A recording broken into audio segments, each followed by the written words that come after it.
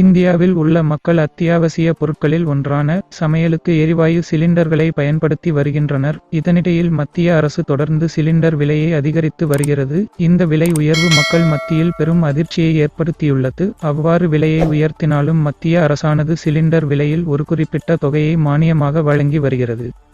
இந்த தொகையானது சிலிண்டர் வாங்கும் வாடிக்கையாளர்களின் வங்கிக் கணக்கில் நேரடியாகவே வரவு வைக்கப்படும். ஆனால் இத்தொகையானது மாநிலத்திற்கு மாநிலம் வேறுபடும். கடந்த 2 ஆண்டுகளாக கொரோனா பரவல் காரணமாக மானியத் தொகை கிடைக்கவில்லை என்று மக்கள் புகார் கூறி வருகின்றனர். அத்துடன் பலரும் வாடிக்கையாளர்களின் நலனை கருத்தில் கொண்டு இத்தொகையை விரைவில் வரவு வைக்க கோரிக்கைகள் எழுந்தது. இது குறித்து நடவடிக்கைகள் மேற்கொள்ளப்பட்டு தற்போது சிலிண்டர் மானியத் தொகை மீண்டும் வரவு வைக்கப்படுகிறது.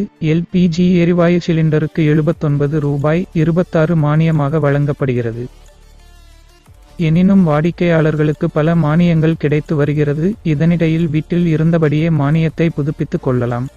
இந்த மானியம் சரியாக வருகிறதா என்பதனை வீட்டில் இருந்து சரிபார்க்க www.mylpg.in எனும் இணையதளத்தில் முதலில் ஓபன் செய்ய வேண்டும். அதன்பின் வலது பக்கத்தில் உள்ள ஐகான் வாயிலாக நீங்கள் பயன்படுத்தி வருகிற சிலிண்டர் நிறுவனத்தை தேர்ந்தெடுக்க வேண்டும். அதனை தொடர்ந்து சைன் இன் அல்லது சைன் அப் கேட்கும். அப்போது ஐடி முன்பே உருவாக்கப்பட்டு இருந்தாலும் அப்படியே லொகின் செய்யலாம். இல்லையெனில் நியூ யூசர் என்ற ஆப்ஷனுக்கு செல்ல வேண்டும். பின் இப்போது புதிய விண்டோ ஓபன் ஆகும்.